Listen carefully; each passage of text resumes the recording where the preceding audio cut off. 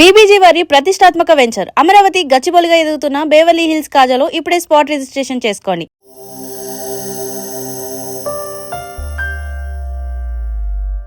చాలా ప్రధానమైనది. రవీందర్ రెడ్డి అనగానే అయోధ్యకు సంబంధించిన ఆ వివాదాస్పద కట్టడం కూల్చివేత, ఆ దృశ్యం ఫోటోలు అంతర్జాతీయంగా రావడం, దీని గురించి జర్నలిజంలో కూడా చాలామంది ఇప్పుడు పాఠంగా చెబుతున్నారు. 6th డిసెంబర్ రోజు ఇది ఇట్లా అయోధ్య లోపల ఒక గొడవ ఇది కరసేవ జరుగుతుంది అన్నప్పుడు ఆ క్యూరియాసిటీనే నన్ను అయోధ్యకి పోయేలాగా చేసింది.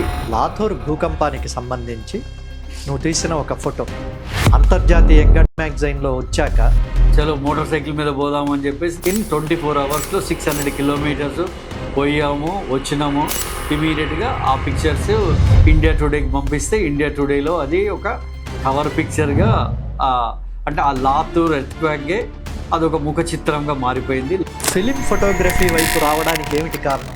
నా ఫస్ట్ టైం నేను ఇది వీక్ మ్యాగజైన్లో బిగ్గర్ దాన్ బచ్చన్ అని అప్పుడు మన చిరంజీవి గారి పోర్ట్రేట్ తీయాలి.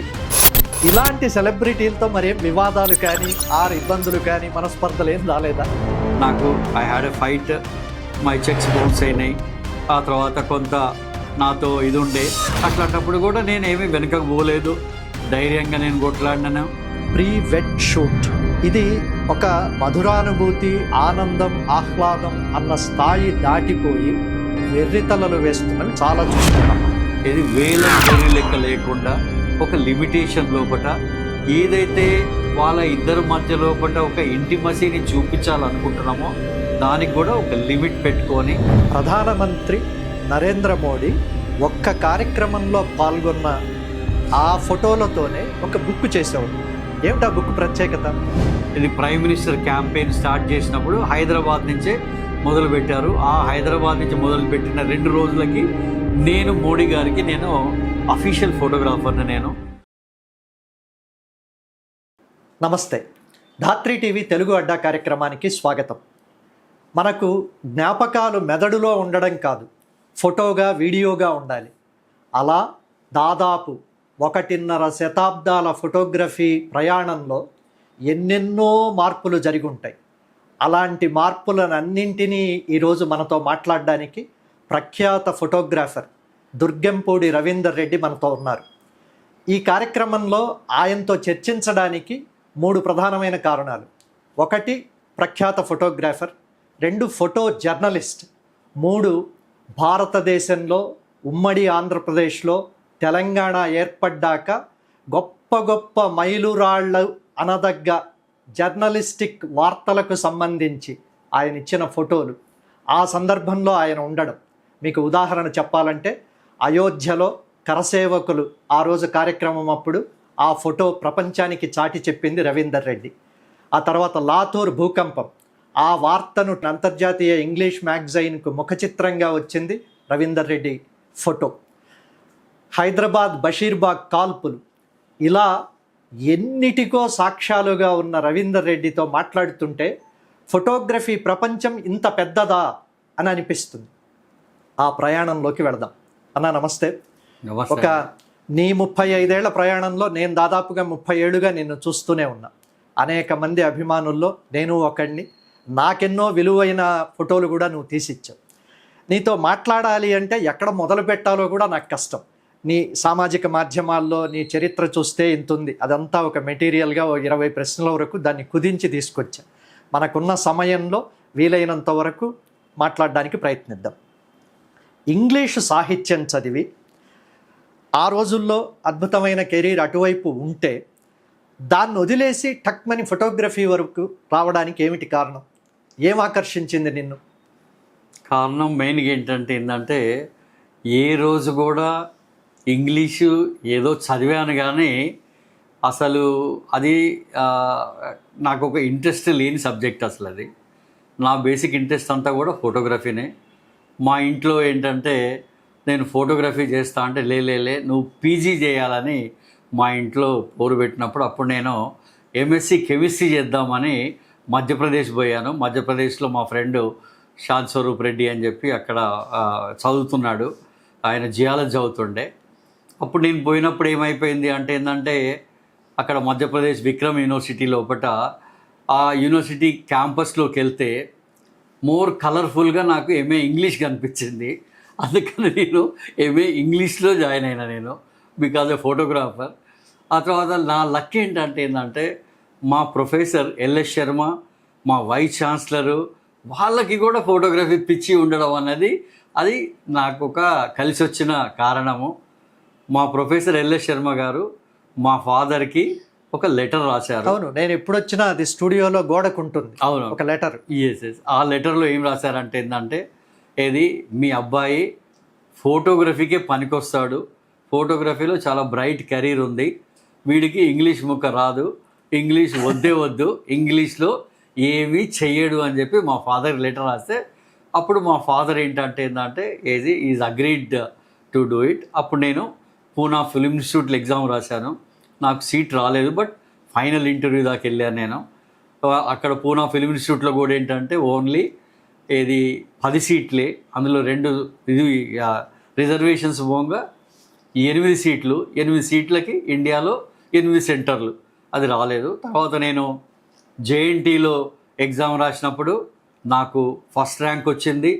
నాకు ఫస్ట్ ర్యాంక్ వచ్చి నేను జేఎన్టీ లోపల ఫోటోగ్రఫీలో నేను చేశాను. ఇంకొక టైం ఏంటంటే మా టైంలో ఇవాళ ప్రస్తుత ముఖ్యమంత్రి గారు రేవంత్ రెడ్డి గారు కూడా మాతో ఎగ్జామ్ రాశాడు. ఆయనకి సీటు రాక సీఎం అయ్యాడు, మేము సీట్ వచ్చి ఫోటోగ్రాఫర్ అయ్యాము. ఇప్పుడు కూడా నవ్వుతాడు, మమ్మల్ని చాలా ఎంకరేజ్ చేస్తాడు. అదే. ఇప్పుడు చాలామంది ఫోటోగ్రాఫర్లు ఉన్నారు. ఇట్లాంటి ప్రయాణం ఇప్పుడున్న ఈ స్టేజ్ను ఊహించి ఆ రోజుల్లోనే దానికి వీలుగా ప్లాన్ చేసుకుని వెళ్ళేవా డైనమిక్గా, లేకపోతే యాక్సిడెంటల్గా జరిగిందా? నీ ప్రయాణంలో మొదటి మైల్ స్టోన్స్ ఎట్లా బ్రేక్ చేయగలిగావు? అంటే నా ప్రయాణం అంతా కూడా యాక్సిడెంట్సే. అంటే ఒక ట్రావెలర్గా ఓపెన్ దీంతో లైఫ్ని ఏ విధంగా చూడాలనుకుంటాడో, ఏ విధంగా ఫేస్ చేయాలనుకుంటాడో, నా ఫోటోగ్రఫీ జర్నీ కూడా అంతా అలాంటిదే. నేను 10th క్లాస్లో ఉన్నప్పుడు మా ఫాదరు ఏదో ఒక క్లిక్తి కెమెరా కొనుక్కొచ్చాడు. అట్లా నేను రియల్లీ ఆ కెమెరా ఒక ఫ్యాసినేషన్గా నాకు అది హెల్ప్ చేసింది, దాన్ని పట్టుకోవడం, దాంతో ఫోటోలు తీయడం. నాకు బాగా గుర్తు, ఒక 12 నెగిటివ్లలో ఖాళీ ఎక్స్పోజర్ వచ్చినందుకే నేను ఆ రోల్ తీసుకొని ఊరంతా తిరిగినాను వరంగల్లో, ఫ్రెండ్స్ అందరికి చూపించడానికి. అంత ఎక్సైట్ ఫీల్ అయ్యా నేను. తర్వాత అనుకోకుండా ఏంటంటే మా అంకుల్ ఒక ఆయన పుల్లారెడ్డి అని, ఆయన ఇరాన్లో ఉంటూ ఆయన కెమెరా యషికా ఎలక్ట్రో 35 మా ఇంట్లో పెట్టిపోయాడు ఆయన. తర్వాత అదే నన్ను కూడా ఒక ముందుకు తీసుకుపోవడానికి కారణము. దాని తర్వాత మళ్ళీ మా ప్రొఫెసర్ లెటరు, ఇవన్నీ కూడా ఒక అందులోపటి ఏంటంటే నాకు ఈ రోజు కూడా నేను కెమెరా అనగానే ఎక్కడ లేని నాకు ఒక ఎక్సైట్మెంటు, అట్లా నాకు తెలియకుండానే దాంతో ఇవాళ నేనేంటి ఒక యావరేజ్ స్టూడెంట్ని, బట్ ఒక కెమెరా పిచ్చి, కెమెరా వెర్రి అనుకోవచ్చు. అది నన్ను ఇవాళ ఒక ఇంటర్నేషనల్గా నన్ను నిలబెట్టింది. ఈవెన్ నేను టైం 100కి నేను గెస్ట్గా కూడా వెళ్ళినాను. బికాజ్ నా కెమెరాకున్న అమెరికాకి ఒక 50 సార్లు పోయాను. చంద్రబాబు నాయుడుతో ప్రయాణం చేసినాను, రాజశేఖర రెడ్డి గారితో ప్రయాణం చేసినాను. ఆ తర్వాత ఎంతోమంది పొలిటికల్గా నన్ను చూడంగానే ఒక సంతోషంగా వాళ్ళు నన్ను పలకరిస్తారు. ఎందుకంటే నేను వాళ్ళ ఫేస్ కూడా ఏంటంటే ఒక పొలిటికల్ ఫేస్ అన్నది బయట ప్రపంచంలో చాలా ఇంపార్టెంట్. అట్లా నేను చాలామంది లీడర్ల పొలిటికల్ ఫేస్కి నా పిక్చర్ వాడుకుంటారు. పొలిటికల్ లీడర్లది మనం కొంత తర్వాత వద్దాము. చాలా ప్రధానమైనది రవీందర్ రెడ్డి అనగానే అయోధ్యకు సంబంధించిన ఆ వివాదాస్పద కట్టడం కూల్చివేత, ఆ దృశ్యం ఫోటోలు అంతర్జాతీయంగా రావడం, దీని గురించి జర్నలిజంలో కూడా చాలామంది ఇప్పుడు పాఠంగా చెబుతున్నారు. నేను 2-3 చోట్ల విన్నా. అంటే ఒక జర్నలిస్టే కాకుండా ఒక ఫోటోగ్రాఫర్ జర్నలిస్ట్గా ఎలా మారిపోయాడు అని ఆ ఉదంతాన్ని చెప్తుంటారు. అసలు అయోధ్యకు ఆ రోజు వెళ్ళాలని ఎందుకు అనిపించింది? అంటే అసలు నాకు అప్పట్లో ఏంటంటే నా ఐడిల్ ఫోటోగ్రఫీ లోపల, నేను ఫోటోగ్రఫీలో ఎంటర్ కావడానికి కూడా రఘురాయ్ అనే ఒక గొప్ప ఇండియా టుడే ఫోటోగ్రాఫరు. ఆయన పిక్చర్స్ నన్ను చాలా ఇన్స్పైర్ చేసింది. ఆయన ఫోటోలు ఇది నాకేంటంటే అప్పట్లో ఫస్ట్ టైం బాబరీ మసీదులో గొడవ అయినప్పుడు ఏది అరే నేను పోలేకపోయినే అనేది ఉండే. తర్వాత ఎప్పుడైతే 6th డిసెంబర్ రోజు ఏది ఇట్లా అయోధ్య లోపట ఒక గొడవ మన ఏది కరసేవ జరుగుతుంది అన్నప్పుడు అప్పుడు నేను ఏమనుకున్నా అంటే అరే రఘురాయి లాంటి వాడు వస్తాడు, ఎంతోమంది సీనియర్ ఫోటోగ్రాఫర్లు వస్తారు, అసలు రఘురాయి ఒక డిస్ప్యూటెడ్ సైట్లో ఎలా ఫోటోలు తీస్తున్నాడో అని ఆ క్యూరియాసిటీనే నన్ను అయోధ్యకి పోయేలాగా చేసింది. ఆ తర్వాత రఘురాయికి తెలియదు, రఘురాయి వెనుక ఒక యంగ్ ఫోటోగ్రాఫరు, ఆయన ఏం చేస్తున్నాడో అని తిరుగుతూ ఆయన ఎలా ఫోటోలు తీస్తున్నాడో అని కూడా నేను అక్కడ ఫోటోలు తీశాను. ఈవెన్ రఘురాయ్ కొడుకు నితిన్ రాయ్ వాళ్ళిద్దరిని కలిపి కూడా తీసినాను.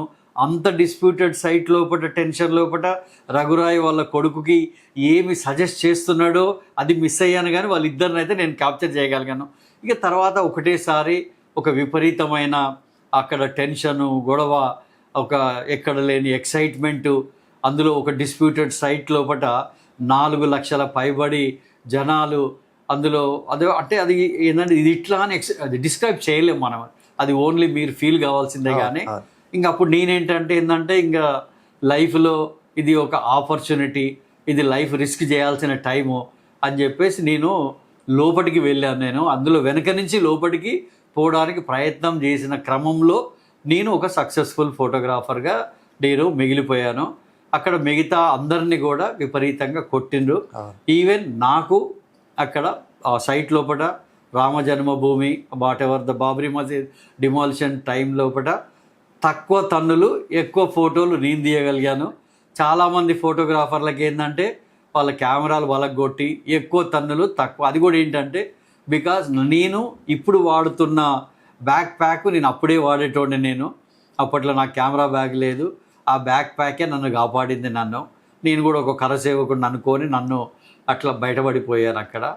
అది తర్వాత లాథూర్ భూకంపానికి సంబంధించి నువ్వు తీసిన ఒక ఫోటో అంతర్జాతీయంగా మ్యాగజైన్లో వచ్చాక చాలామంది, నేను ఇప్పటికీ రవీందర్ రెడ్డి నాకు క్లోజ్ అంటే మాకేమన్నా ఫోటోలు తీస్తాడా, మీరు ఏమన్నా రికమెండ్ చేస్తారా అని అడుగుతుంటారు. అంటే అంత ఖ్యాతి వచ్చే స్థాయి తెచ్చింది అది.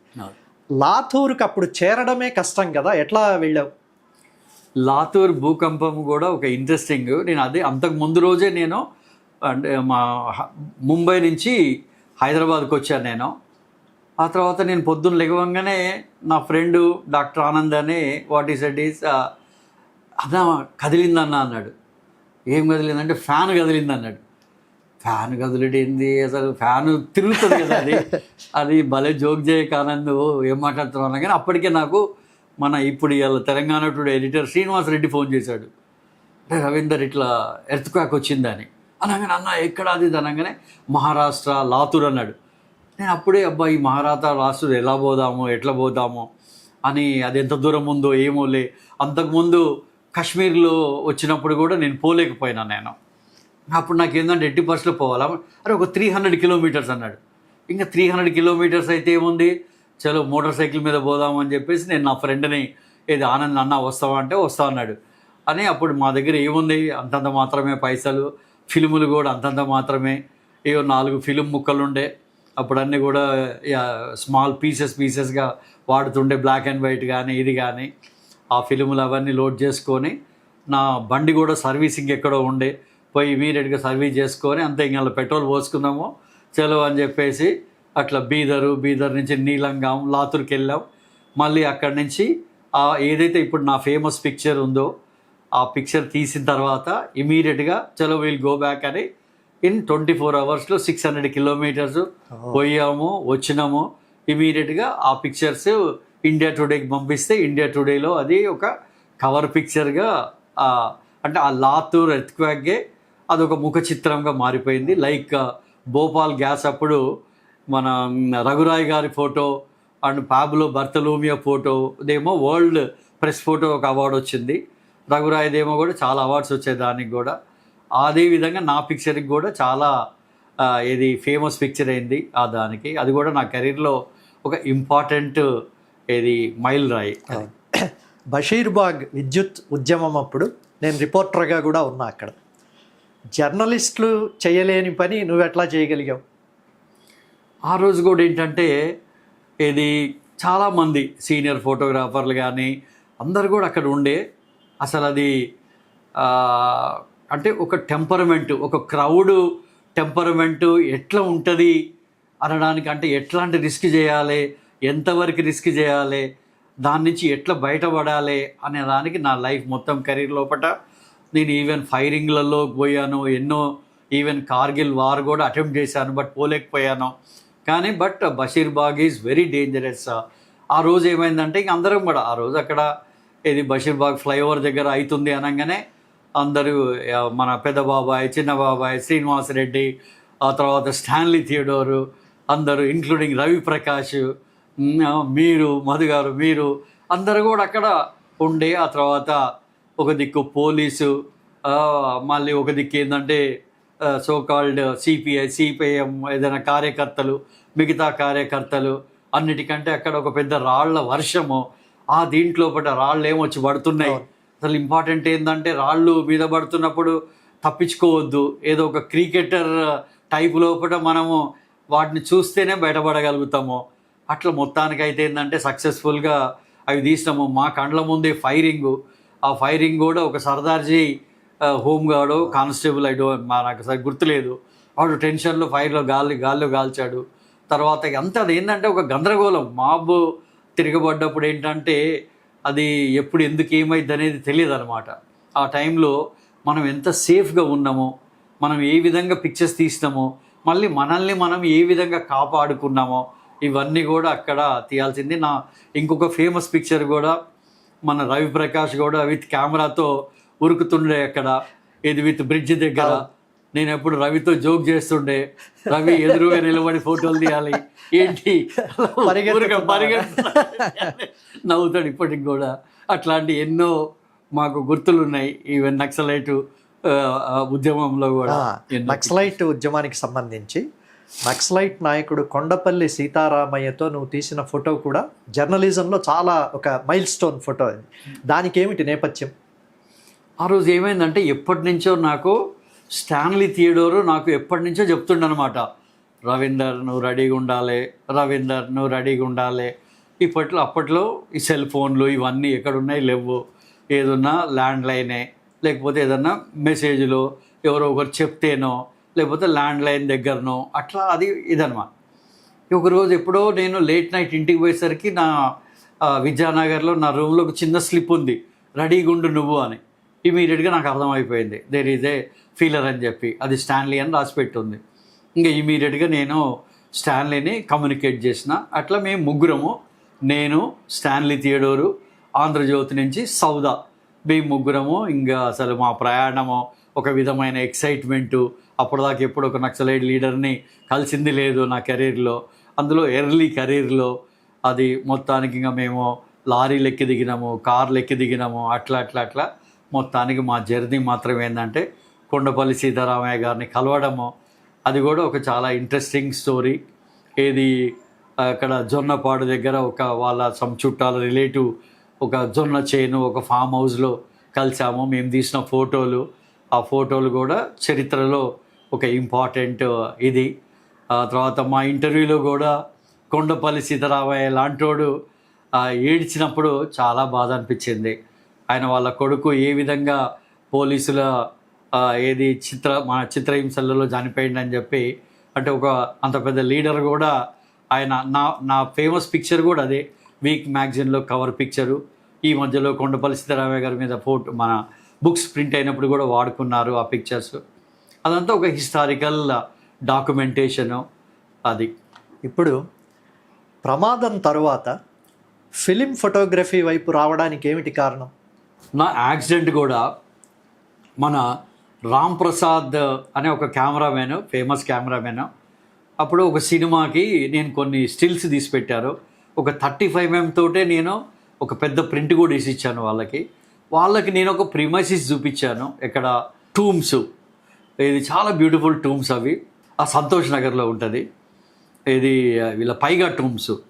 ఆ టూమ్స్ అప్పుడు లాస్ట్ రోజు సినిమా షూటింగ్ అప్పుడు ప్రసాద్ నన్ను రవీందర్ నువ్వు రావాలి అదే రిక్వెస్ట్ చేస్తే నేను లేట్ నైటు ఆ షూటింగ్కి వెళ్ళి లేట్ నైట్ వస్తూ ఒక 2-వీలర్ మీద రాజ్భవన్ రోడ్లో ట్రావెల్ చేస్తూ నిద్ర వచ్చి 2-వీలర్ మీద నిద్ర వచ్చి నేను అక్కడ ఈ కొచ్చటి స్పైక్స్ ఉంటాయి డివైడర్ దీంట్లో వాటి మీద పడి నా ఒంటి నిండా అన్ని రంధ్రాలే. ఆ తర్వాత నేను అప్పుడు ఏంటంటే ఆ రక్తం మడుగు లోపల అయ్యో నా కెరీర్ అయిపోయిందా అప్పుడే, అయ్యో ఇంకా నేను చాలా వర్క్ చేయాలి, నేను ఏం చెయ్యలేదే అనే ఒక తపన నన్ను బతికించింది. నన్ను ఈవెన్ ఒక పిల్లోడు రాజ్భవన్ రోడ్లో కర్నూలు నుంచి ఎక్కడి నుంచో ఆ పిల్లోడు నన్ను హాస్పిటల్ తీసుకుపోయాడు. అట్లా నిమ్స్కి ఎప్పుడు నేను రుణపడి ఉంటాను. డాక్టర్ బీరప్ప ఇవాళ ఏదైతే నిమ్స్ డైరెక్టర్ ఉన్నాడో పాపం 3 నెలలు నా పక్కనే నాకు ఎంతో సేవ చేశాడు. నన్ను బతికించింది కూడా బీరప్పనే. ఆ తర్వాత చంద్రబాబు నాయుడు గారు కూడా చూడ్డానికి వచ్చారు. అన్ని రకాలుగా గవర్నమెంట్ కూడా హెల్ప్ చేసింది, నా జర్నలిస్టు మిత్రులు హెల్ప్ చేసిండ్రు. తర్వాత ఏమైందంటే దాని తర్వాత ఇంక నేను ఆ సర్వైవల్ నుంచి బయటపడ్డ తర్వాత నాకు ఒక అభద్రతా భావం ఏంటంటే నేను ఒక జర్నలిస్ట్ అంటే ఫోటో జర్నలిస్ట్ అంటే ఒక సైనికుడితో సమానము. ఎప్పుడు లైఫ్ రిస్క్ చేయాలి, ఎట్లా అంటే చావు బతుకుల మధ్యలో ప్రిపేర్ అయి ఉండాలి. అట్లాంటప్పుడే మనము ఒక సక్సెస్ఫుల్ ఫొటోస్ తీయగలుగుతాము.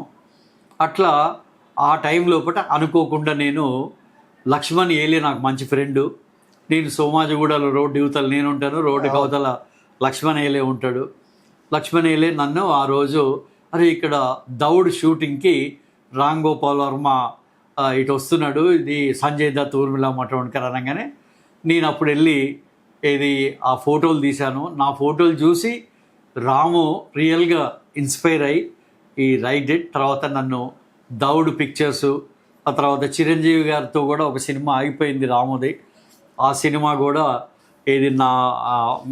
నన్ను స్టిల్ ఫోటోగ్రాఫర్గా అట్లా నాకు ఒక చిరంజీవి గారి ఫ్యామిలీతో సినిమా అనేది అట్లా నాకు ఎంటర్ అయింది రాముతో. తర్వాత ఏంటంటే ఈరోజు చాలా ప్రఖ్యాతమైన హీరోలు, యాక్టర్లు వాళ్ళందరికీ మొదట ఫోటోలు తీసింది ఈ స్టూడియోలోనే. నాకు తెలుసు ఆ చరిత్ర, ఆ అనుభవాలు ఎలాంటివి.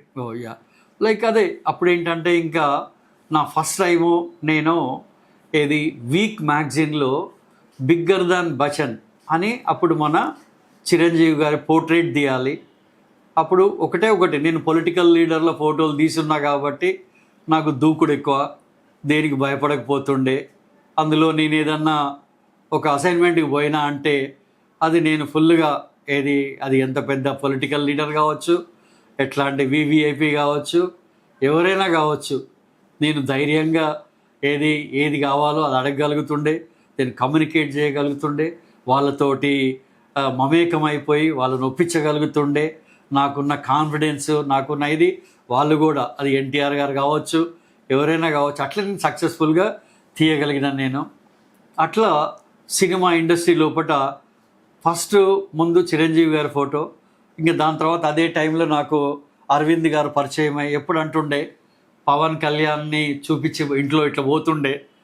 అప్పుడు పవన్ కళ్యాణ్తో పరిచయము. అదే టైంలో రవీందర్ నువ్వు మా బాబు ఫోటోలు తీయాలని నాకు ఎప్పుడు అరవింద్ గారు రిక్వెస్ట్ చేస్తుండే.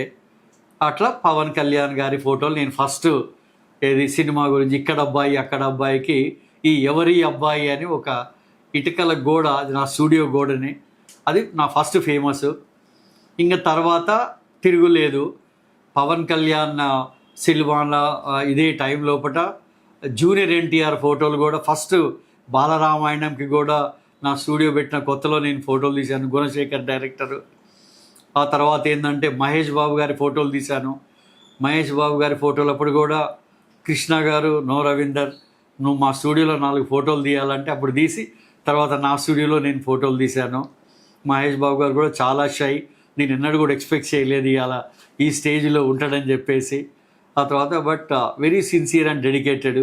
అన్నిటికంటే ఇంట్రెస్టింగ్ స్టోరీ ఏంటంటే మన పద్మాలయ స్టూడియోస్లో పవన్ కళ్యాణ్ ఫోటోలు తీస్తున్నప్పుడు ఒక ఫైట్ సీక్వెన్స్లో అప్పుడు అక్కడ నా పక్కనే అరవింద్ గారు ఉండే. అరవింద్ గారు కూడా బేసిక్గా అందరికి తెలుసో తెలియదో ఆయన ఒక స్టిల్ ఫోటోగ్రాఫరు ఒకప్పుడు.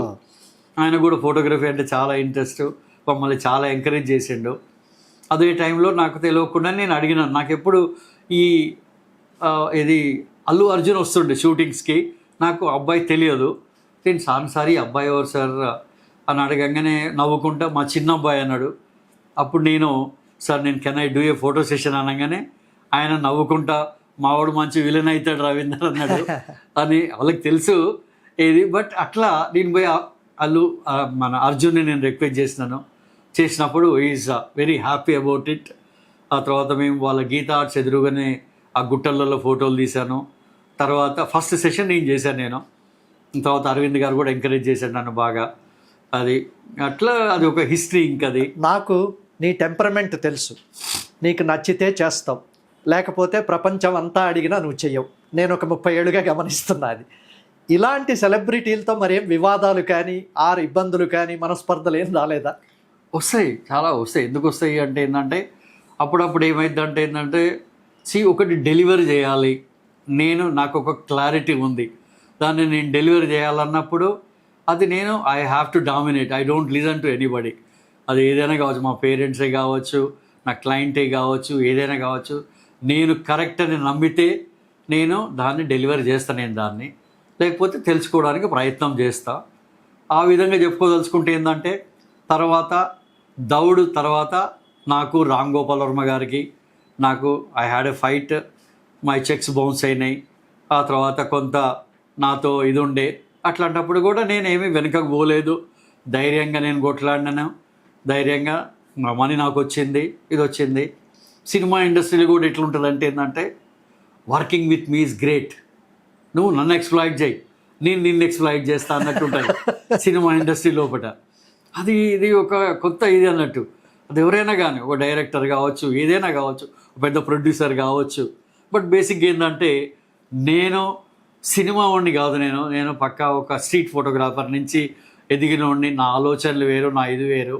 నా యాక్సిడెంట్ తర్వాత అనుకోని పరిస్థితులలో నేను సినిమాకి ఇంట్రడ్యూస్ అయినా. బట్ సినిమా నుంచి కూడా నేను చాలా నేర్చుకున్నాను. ఎస్పెషల్లీ ద డిసిప్లిన్ సినిమా ఇండస్ట్రీలో చూసినంత ఈజీ కాదు. పాపం వాళ్ళు ఎంతో కష్టపడతారు, వాళ్ళ నుంచి చాలా నేర్చుకునేది ఉంటుంది. అందులో మన తెలుగు ఇండస్ట్రీలో ఇవాళ ఇంత డామినేట్ చేయడానికి కూడా వన్ ఆఫ్ ద రీజన్స్ ఏంటంటే because of that technically they are very sound. ఇప్పుడు సినిమా వాళ్ళదే ఇలా ఉంటే, నువ్వు తీసిన రాజకీయ నాయకుల ఫోటోలు మనమిద్దరం లెక్చరర్గా అక్కడక్కడ జర్నలిజంలో వెళ్ళిన చోట కూడా నేను చాలాసార్లు చూస్తా. వాజ్పేయి, అద్వానీ, అమిత్ షా, రాజశేఖర్ రెడ్డి, చంద్రబాబు నాయుడు, కేసీఆర్, నేదురుమల్లి జనార్దన్ రెడ్డి, ఇట్లాంటి రాజకీయ నాయకులను కెమెరా ముందు నిల్చోబెట్టి, కొంతమంది ఇందులో నాకు తెలుసు, నేను న్యాచురల్గా ఉంటా, నీ పని నువ్వు చేసుకో తప్ప నేను నీ కెమెరాకు ఫోజ్ ఇవ్వను అన్న వాళ్ళు కూడా ఉన్నారు. ఒక సెషన్లో నేను చూశాను కూడా. అలాంటి వాళ్ళను నువ్వు చెప్పినట్టుగా వాళ్ళు వినేలాగా ఎలా చేశావు? అదే ఇక్కడ కూడా ఏంటంటే ఫస్ట్ ఆఫ్ ఆల్ మనము ఒక ప్యాషనేట్ ఫోటోగ్రాఫర్గా, ఆ తర్వాత ఒక అసైన్మెంట్కి వెళ్ళినప్పుడు ఏంటంటే ఇక్కడ గమనించాల్సింది ఒకటి, ఒక పొలిటీషియన్ కావచ్చు, సినిమా కావచ్చు, ఆ తర్వాత ఒక స్టేజ్కి వచ్చిన వాళ్ళకి చాలా నాలెడ్జ్ ఉంటుంది. ఒక మనిషిని చూడంగానే వీడు డెలివరీ చేయగలడా లేదా అనేది వాళ్ళకి అర్థమైపోతుంది వాళ్ళకి. అది ఆ టైం లోపల ఏంటంటే మనం కూడా ఏంటంటే ఒక క్లారిటీతో కొంత హోంవర్క్ చేసుకొని పోతే డెఫినెట్గా. ఇంకోటి కూడా ఏంటంటే పోర్ట్రేట్ ఫోటోగ్రఫీ అనేది అది అంత ఈజీ కాదు. Like Yousuf Karsh, world's one of the greatest photographer. ఇవాళ విన్స్టన్ చర్చిల్ ఇట్లుంటాడు, ఏది సిగార్ తోటి, అది ఎవరు అంత అరేంజ్ చేసి విన్స్టన్ చర్చిల్ లాంటి వాడిని ఆయన సిగార్ గుంజుకొని కెమెరా క్లిక్ చేస్తాడు అనమాట. విన్స్టన్ చర్చిల్ లాంటి కోపంగా చూడడం అనేది అదొక గొప్ప పోర్ట్రేట్.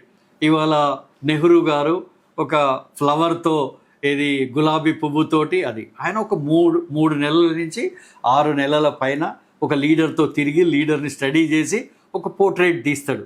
ఇవాళ ఎంతమంది తీస్తున్నాం ఇవాళ అంతా కూడా ఏంటంటే ఒక మన టూరిస్ట్ ఫోటోగ్రఫీ టైప్ అయిపోయింది. అట్లా కాకుండా అయినా కూడా మనం ఎవరైనా ఒక పోర్ట్రేట్ తీయాలనుకుంటే వాళ్ళని స్టడీ చేయాలి.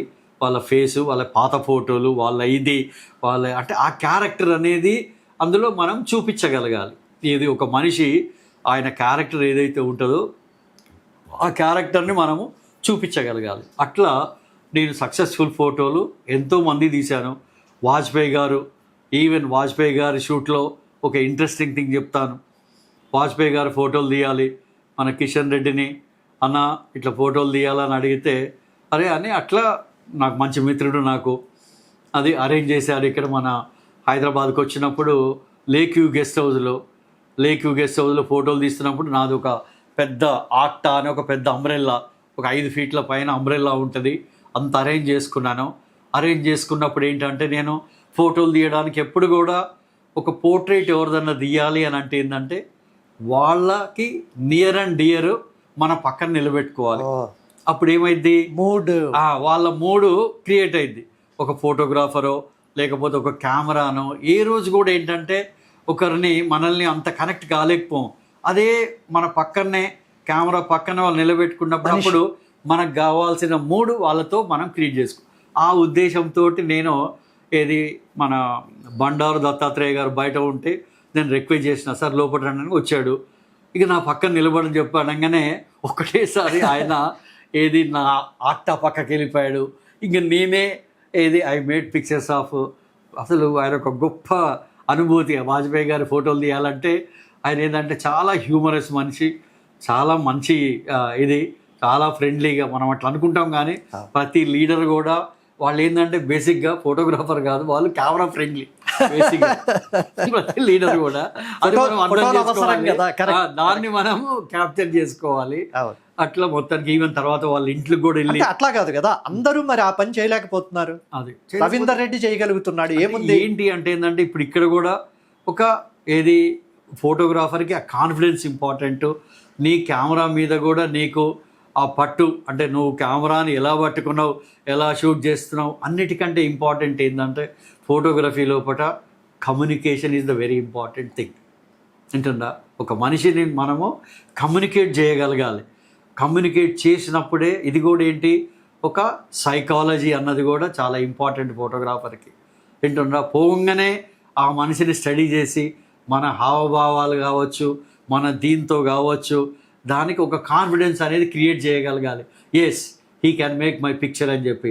అట్లా ఈ డోంట్ బిలీవ్ ఏ రోజు కూడా కెమెరా ఫ్రెండ్లీ. కానీ ఇలా చంద్రబాబు నాయుడు గారి నవ్వుతున్న ఫోటో నేను తీసింది, కేసీఆర్ గారి స్మైలింగ్ ఫోటో నేను తీసింది. ప్రత్యేకించి వైఎస్ రాజశేఖర రెడ్డి గారు క్యాంప్ ఆఫీస్లో ముందు వైపు ఆఫీస్ ఉంటుంది, వెనక వైపు ఇల్లు ఉంటుంది. కరెక్ట్గా ఆ గేట్ అంటే ఇంటి నుంచి ఈ ఆఫీస్కి వస్తున్న చోట ఆయన పంచ, చెప్పులు, ఆ తెల్ల డ్రెస్సు, జుబ్బా, వెనకాల ఒక మంచి గ్రీన్, చాలా అద్భుతమైన ఫోటో. అది ఏమిటి ఆ సన్నివేశం?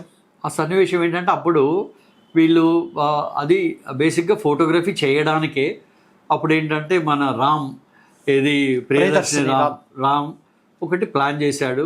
ఆ టైంలో నేను కూడా పోర్ట్రేట్ల గురించి నన్ను కూడా పిలిచారు, ఆయన పోర్ట్రేట్స్ తీయడానికి. ఆయన కూడా బేసిక్ ఏంటంటే రాజశేఖర రెడ్డి గారు కూడా కెమెరా షై, ఆయన కూడా పెద్దంత ఇష్టపడకపోతుండే, బట్ ఫ్రెండ్లీగా ఉంటుండే. కానీ ఈజ్ ఎ కెమెరా షై బేసిక్గా, లైక్ ఎనీ అదర్ పొలిటీషియన్. అది ఆ తర్వాత ఏమైందంటే ఇంకా లోపలి నుంచి వస్తున్నప్పుడే నేను మన చంద్రశేఖర్ రెడ్డి గారిని రిక్వెస్ట్ చేసిన, అన్న నువ్వు ఏం చేస్తావు తెలియదు, ఎప్పుడు సెక్యూరిటీ వాళ్ళు ఉంటారు, సెక్యూరిటీ వాళ్ళని నువ్వు రాని మాకు పక్కనే ఆపేసాయి, ఆయన ఒక్కడిని నడుచుకుంటూ రాని. అప్పుడు మేము ఇక్కడ రెడీగా ఉండే, ఆయన ఒక్కడే నడుచుకుంటూ వస్తున్నప్పుడు అందులో ఏంటంటే నన్ను గుర్తుపడతాడు కాబట్టి ఏంటంటే ఇక చూడంగానే ఒక నవ్వుతో మంచి లైటింగ్లో ఇక అప్పుడు ఆయన ఆ నడుచుకుంటూ వస్తున్న పిక్చరే నేను క్యాప్చర్ చేసిన. ఆ పిక్చర్ కంటే ముందే నేను 99లో ఆయన సీఎం కాకముందే నేను నా స్టూడియోలో ఒక ఫోటో సెషన్ చేశాను. 4 గంటలు ఉండే. ఇప్పుడు ఏదైతే సోమాజిగూడలో నేను ఉంటున్నా నా ప్రీమైసిస్లో, అసలు నేను ఇప్పటిదాకా ఇక్కడ ఉండడానికి కూడా ప్రీమైజ్ ఏంటంటే నాకు ఆ సెంటిమెంటు. ఇలా ఎంతోమంది గొప్ప నాయకులు, గొప్ప సినిమా హీరోలు అందరు కూడా నా ప్లేసు దీన్ని గుర్తుపెట్టుకున్నారు. తర్వాత వాళ్ళు గుర్తు చేసిండ్రు కూడా దీన్ని, రవీందర్ నువ్వు ఇక్కడే కదా ఉండేది అది అని చెప్పి. అందుకని నేను ఎప్పుడు కూడా ఇక్కడే ఉండడానికి ఇష్టపడ్డా. ప్రస్తుత మన దేశ హోంమంత్రి అమిత్ షా గారిని కలవడం కష్టము. అమిత్ షా గారిని కలిసిన ఆయన్ను ఒక అందమైన నవ్వుతున్నట్టుగా చిరునవ్వు మొహంతో తీయడం ఇంకా కష్టం. అట్లాంటిది అమిత్ షా మనసు గెలిచిన ఫోటోగ్రాఫర్ ఎలా అయ్యాం? ఏంటంటే ఫస్ట్ మన ప్లాజా హోటల్ ఇది పర్యాటక భవన్ లోపల అప్పుడు బీజేపీ స్టార్టింగ్లో ఆయన మినిస్టర్ కాకముందు ఒక ఫోటో సెషన్కి అప్పుడు నేను ఎప్పటి నుంచో నాకే ఇంట్రెస్ట్ ఉండే ఆయన ఫోటోలు తీయాలని చెప్పి కిషన్ రెడ్డి గారిని నేను రిక్వెస్ట్ చేస్తే రవీందర్ అని చెప్పేసి వెళ్తే అట్లా ఫస్ట్ ఒక 4-5 పిక్చర్లు తీసినప్పుడు అమిత్ షా గారే నవ్వుకుంటా నై కుచ్ దిన్ రుకో చూడ మై కమ్మో జాతాము అని ఆయన నవ్వుకుంటా నన్ను ఆయనకు అర్థమైపోయింది వీడు తీయగలడు అని ఢిల్లీ బులాతాము అప్పు అన్నాడు. అనగానే అట్లా నన్ను ఢిల్లీ నాకు పిలుపు వచ్చింది. మురళీధర్ రావు గారు కిషన్ రెడ్డి గారు నాకు ఇట్లా అమిత్ షా గారు పిలుస్తున్నారు అనగానే అప్పుడు నేను ఢిల్లీ మా ఆఫీసు మా బాలు మేమిద్దరం కలిసి ఢిల్లీ పోయాము. అట్లా అమిత్ షా గారిది కూడా వాళ్ళ ఇంట్లో పట పిక్చర్స్ చేశాము. అట్లా అయితే అమిత్ షా గారు కూడా నాదేంటంటే కొంత నవ్వుతూ అమిత్ షా గారి ఫోటో తీయాలని నేను ప్రయత్నం చేసినప్పుడు అమిత్ షా గారు ఏమన్నారంటే నాతోటి Ravinder I'm a serious man అన్నాడు. అనగానే నేను అమిత్ షా గారితో అన్నా sir you are a serious man for the party not for the people అని చెప్తే నవ్వండి. అప్పుడు నవ్వి అట్లా ఆయన నవ్వుతున్న పోర్ట్రేట్లు చాలా బాగా రిసీవ్ చేసుకున్నాడు. నేను ఎక్కడ కనిపించినా కూడా ఆత్మీయంగా నన్ను పలకరిస్తాడు. ఆయన ఏ ఫొటోస్ ఏది ఉన్నా కూడా ఇంపార్టెంట్ పోర్ట్రేట్లు నన్ను ఈవెన్ ఆయన నామినేషన్ అప్పుడు కూడా ఒక 1 వీక్ పైన ఆయనతో స్పెషల్ ఫ్లైట్లో నేను ఒరిస్సా అటు బెంగాల్ అన్నీ కూడా ఆయనతో తిరిగి ఫోటోలు తీశాను. చాలా రియల్లీ లవ్స్ మై వర్క్. ఇది ప్రధానమంత్రి నరేంద్ర మోడీ ఒక్క కార్యక్రమంలో పాల్గొన్న ఆ ఫోటోలతోనే ఒక బుక్ చేసావు నువ్వు. ఏమిటా బుక్ ప్రత్యేకత? అది మామూలుగా ఒక ప్రోగ్రాంలో జ్యోతి ప్రజ్వలన మైక్ ముందు మాట్లాడడం, ఏదో మొమెంటోలు ఇవ్వడం, మహా అయితే 4-5 సందర్భాలు ఉంటాయి. అన్ని 100 ఫోటోలు ఒక 40-45 నిమిషాల ప్రోగ్రాంలో ఎట్లా వచ్చాయి? అది ఏంటంటే ఫస్ట్ మోడీ గారు ప్రైమ్ మినిస్టర్ క్యాంపెయిన్ స్టార్ట్ చేసినప్పుడు హైదరాబాద్ నుంచే మొదలుపెట్టారు. ఆ హైదరాబాద్ నుంచి మొదలుపెట్టిన 2 రోజులకి మోడీ గారికి అఫీషియల్ ఫోటోగ్రాఫర్ని అప్పుడు అది కిషన్ రెడ్డి గారు అరేంజ్ చేశారు, మురళీధర్ రావు గారు కూడా వాళ్ళు నాకంతా బ్యాచ్మెంట్స్ కాబట్టి అది ఆ టైం లోపల ఏంటంటే పార్క్ హయాత్ హోటల్లో కానీ అంత ఆయన ఎక్కడికి వెళ్తే ఆయనతోటే ఉన్నాను. అక్కడ స్టేజ్ మీద కూడా ఎల్బీ స్టేడియంలో కూడా స్టేజ్ మీద అప్పుడు పార్క్ హయాత్లో ఒక మీటింగ్ లోపల ఒక 45 నిమిషాల మీటింగ్ లోపల ఆయన ఎన్ని రకాలుగా హావభావాలు ఆయన చూపించగలడు అని చెప్పేసి అట్లా నేను ఒక బుక్ చేశాను నేను. అయితే ఈ బుక్ కూడా ఇవాళ వాళ్ళ ఇంట్లో ఇలా మోడీ గారి ఇంటికి వెళ్తే మోడీ గారి ఫస్ట్ ఫ్రంట్ టేబుల్ మీద దీంట్లో ఇది ఉంది అని నాకు కిషన్ రెడ్డి గారు ఆఫీస్లో చెప్పిండ్రు. ఎవరు వాళ్ళ పిఎపిఎస్. ఆ తర్వాత అది కూడా అంటే ఆయన కూడా రియల్లీ ఎంజాయ్డ్. అదే రోజు నేను మోడీ గారికి ఈ బుక్కును నాది ఇంకొకటి తిరుమల తిరుపతి మీద ఒక బుక్ కూడా ఇవి 2 నేను మోడీ గారికి ప్రజెంట్ చేశాను నేను ఈ 2 బుక్స్ ఎప్పుడప్పుడు. ఆ తర్వాత కూడా ఏంటంటే మోడీ గారు ప్రైమ్ మినిస్టర్ అయిన తర్వాత కూడా నాకు పిలుపు వచ్చింది. నాకు నీకేమన్నా ఢిల్లీకి వెళ్ళి వర్క్ చేసే ఇంట్రెస్ట్ ఉంటే నీకు ఆపర్చునిటీ ఉంది అని. కానీ నేను అప్పటికేంటంటే ఇంత ఎస్టాబ్లిష్మెంటు, నాకున్న అగ్రికల్చరల్ ఇంట్రెస్ట్, నాకున్న బుక్స్ కానీ అంటే హైదరాబాద్ బేస్ వదిలిపెట్టుకొని నేను ఢిల్లీకి వెళ్ళలేకపోయాను నేను. ఎందుకంటే నాకు అంతకుముందే కొన్ని ఫోటో బుక్స్ ప్రాజెక్ట్స్ కొంత వర్క్ నాకు పెండింగ్ ఉండే. ఇంకోటి ఏంటంటే ఒక పొలిటికల్ లీడర్తో తిరగడం అనేది అంత ఈజీ కాదు చూసినంత. అందులో మీకు ఫిజికల్ ఫిట్నెస్ కూడా కావాలి. నాకు అంత ఫిజికల్ ఫిట్నెస్ లేదు బికాజ్ ఆఫ్ మై ఏజ్ కావచ్చు. నాకు అప్పటికే అరౌండ్ 52-53 దాటింది ఆ టైంలో. అందుకని నాకు జరిగిన యాక్సిడెంట్సే కావచ్చు. అందు గురించి ఏంటంటే నేను పోలేకపోయినా లేకపోతే నాకు డెఫినెట్గా ఆపర్చునిటీ ఉంటుండే నాకు పొలిటికల్ చేయడానికి. ఇప్పుడు బుక్స్ ఎగ్జిబిషన్లోకి వద్దాం. ఆర్ట్ గ్యాలరీలో అద్భుతమైన ఎగ్జిబిషన్ కండక్ట్ చేశారు. దానికి ముందే బుక్స్ కూడా ఉన్నాయి.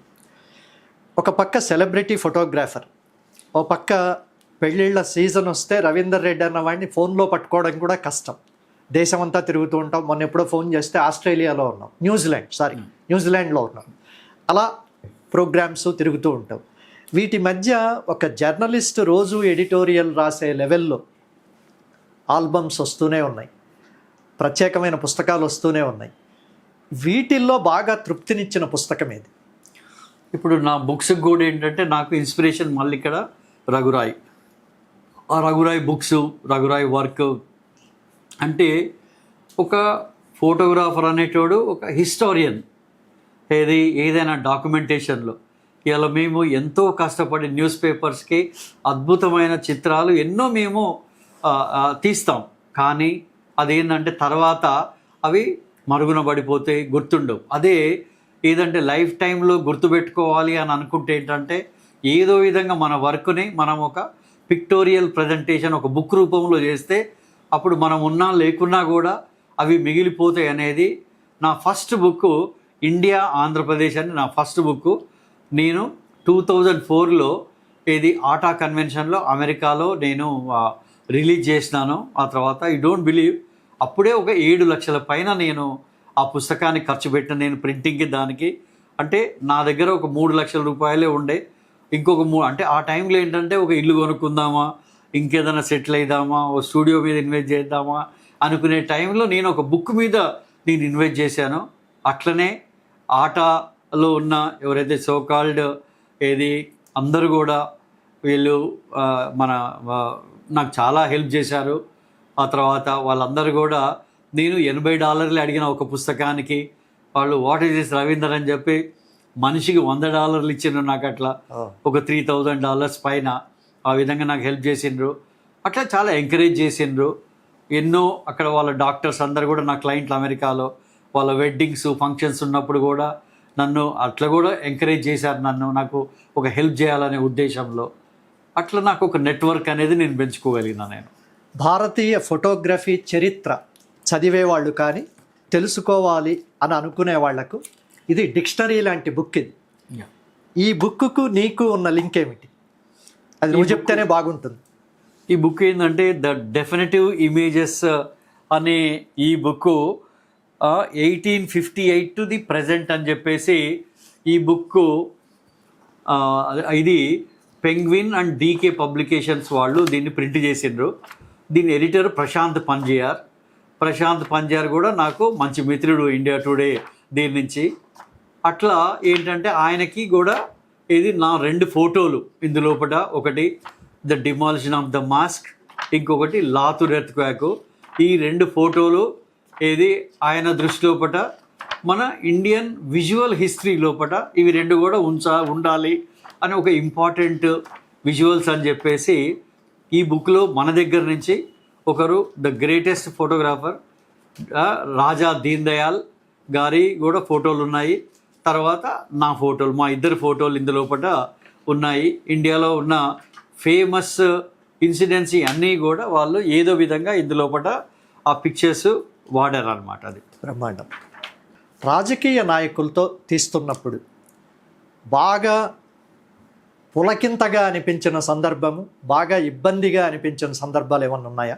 నేను ఎప్పుడు కూడా ఒక ఫోటోగ్రాఫర్గా ఏదైనా ఎంజాయ్ చేస్తాను. నేను ఇబ్బందిగా ఎప్పుడు ఫీల్ కాను. ఎందుకు అంటే ఏంటంటే నేను సిచ్యువేషన్ని నాకున్న ఎక్స్పీరియన్స్ కావచ్చు, నాకున్న కమ్యూనికేషన్ స్కిల్స్ కావచ్చు, వాళ్ళు ఇబ్బంది పడేటోళ్ళని కూడా నేను ఆ ఇబ్బంది నుంచి బయటపడే శక్తి నాకుంది. నాకు ఒక కమ్యూనికేషన్ ఆస్పెక్ట్ లోపల అట్లా ఇబ్బంది పడ్డ ఇవైతే నాకైతే ఏం లేవు.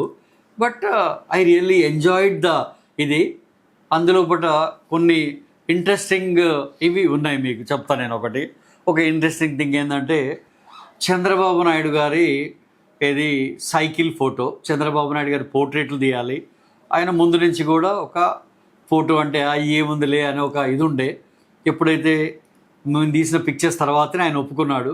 ఆ రోజు కూడా ఒక ఇంట్రెస్టింగ్ సంఘటన ఏంటంటే చంద్రబాబు నాయుడు గారిది సైకిల్తో ఒక ఫోటో తీయాలి. ఆ సైకిల్తో ఫోటో తీయాలంటే వాళ్ళ ఇంట్లో ఏదో ఒక పాత సైకిల్ ఒకటి ఉంటే అది దాని మంచి కండిషన్లో లేదు. అరే సైకిల్ కావాలని అప్పటికప్పుడు అనుకొని అప్పుడు ఏం చేసామంటే ఏంటంటే వాడు పాలు పోసేటోడు. అప్పుడు చంద్రబాబు నాయుడు గారి ఫామ్ నుంచి సైకిల్ మీద పాలు తీసుకొస్తుండే. వాడిని రిక్వెస్ట్ చేశాను నేను, అరే బాబు కొంచెం నీ సైకిల్ ఇరా నాయన, ఇలా బాబు గారికి కొంచెం చిన్న ఫోటో సెషన్ చేయాలి, ఫోటో సెషన్ అయిపోగానే నీకు ఇస్తాం మీ సైకిల్ అని. ఆ తర్వాత వాడు పాపం సైకిల్ ఇచ్చాడు. నువ్వు 10:30 తర్వాత రాపా, అప్పటికెళ్ళి మా షూట్ అయిపోద్దని. ఇంకా ఆ సైకిల్కి ఫోటో దిద్దామంటే దానికి ఈ ఒక చిన్న ఫ్లవర్ ఉంది దానికి, అది ఒక పువ్వులు అంటుంటుంది కదా, అవును, ప్లాస్టిక్ పెడతారు, అది ఒకటి తీసేసినాం. అది ఆ తర్వాత ముందు సీట్ ఉంటే అది కూడా తీస్తాము. మొత్తానికైతే మా ఫోటో సెషన్ అయిపోయింది. అయిపోయిన తర్వాత ఏమైంది, ఇంకా మేము 9:30కి ఇక మా పని అయిపోయింది కదా, మర్చిపోతాం ఏముంటుంది వాడికి సైకిల్ ఇవ్వాలన్న సంగతి. అప్పుడే గుర్తొచ్చి సైకిల్ తీసుకొని బయటికి పోయేసరికి అదే టైంలో అతను ఏం చేసిందంటే ఏంటంటే మళ్ళీ సెక్యూరిటీ దగ్గరకు వచ్చిండన్నట్టు. వచ్చి సార్ ఇట్లా నా సైకిల్ ఉంది అనగానే, నీ సైకిల్ లోపటేందుకు, వాళ్ళు సెక్యూరిటీ వాళ్ళు మారిపోయినరు, వాళ్ళకి తెలియదు అనగానే, ఇట్లా సీఎం గారికి అవసరం ఉండి నా సైకిల్ తీసుకున్నారు అనగానే ఇంకా వాళ్ళు సెక్యూరిటీ వాళ్ళు, అరే సైకిల్ అవసరం ఉంటుందా అని చెప్పి వాడిని తంతుండే. అదే టైంలో నేను బయటకు వచ్చాను, ఆగండి నిజంగానే సైకిల్ ఉందంటే, సార్ మీరు టైంకి వచ్చి చెప్పుడు అయిపోయింది, లేకపోతే ఏంటంటే వాడు అసలు సైకిల్ అవసరం ఏముంటుంది అనగానే, అట్లా ఇంట్రెస్టింగ్ థింగ్స్ అట్లుంటాయి అన్నమాట. అది కూడా ఒక సక్సెస్ఫుల్గా ఆ సైకిల్ చాలా ఫేమస్. అది చాలా అన్ని క్యాంపెయిన్లో అన్నిట్లలో కూడా వాటి ఫోటోలు వాటిని వాడాము. అట్లాంటి నా లైఫ్లో చాలా సంఘటనలు ఉన్నాయి. ఇప్పుడు నీకు నాకు ఒక విషయం మీద చాలా ఏళ్ళుగా ఒక చర్చ జరుగుతోంది. ఫోటోగ్రాఫర్లు ఫంక్షన్స్లో ఓవర్ యాక్షన్ చేస్తారు. అసలు పెళ్ళిళ్ళల్లో శుభకార్యాల్లో అయితే పురోహితుడిని కూడా పక్కకు తోసేసి ఫోటోగ్రాఫర్ ముందుకు వస్తున్నాడు అని నా యాంగిల్. లేదు, ఇది జీవితంలో ఒక మధురానుభూతి, ఇది ఇట్లాగే ఉండాలి అని నువ్వు. ఇక్కడ మధ్యలో ఎక్కడో ఒక చోట ఒక లిమిట్ ఏదో ఉండాలా వద్దా, నీ యాంగిల్ ఏంటి? ఉండాలి, 100%గా ఉండాలి. ఎందుకు అని అంటే ఏంటంటే ప్రతి దానికి కూడా ఒక రెడ్ లైన్ అనేది అవసరం. ఇవాళ ఏంటంటే అది వెడ్డింగ్లో కావచ్చు, ఆ తర్వాత మన ఇక్కడ ఏదైతే ఒక ఫంక్షన్లో కావచ్చు. అంటే ఇక్కడ మెయిన్గా జరుగుతున్న ప్రాబ్లము ఏంటి అంటే ఏంటంటే అర్థం చేసుకోవాల్సింది ఒకటి, ఒక ఫంక్షన్ ఏదైతే అది మా మీడియా ఫంక్షనే కావచ్చు, బుక్ రిలీజే కావచ్చు, ఏదైనా కావచ్చు, అక్కడ కూడా ఒక జరుగుతున్న అతిపెద్ద తప్పు ఏంటంటే ఇవాళ సంఖ్య విపరీతంగా పెరిగిపోయింది. ఇంకొకటి కూడా ఏంటంటే ఈ ఎక్స్క్లూజివిటీ అనే ఒక దేని మీద ఇవాళ వీడియోకి అడ్డం పోతారు వీళ్ళు.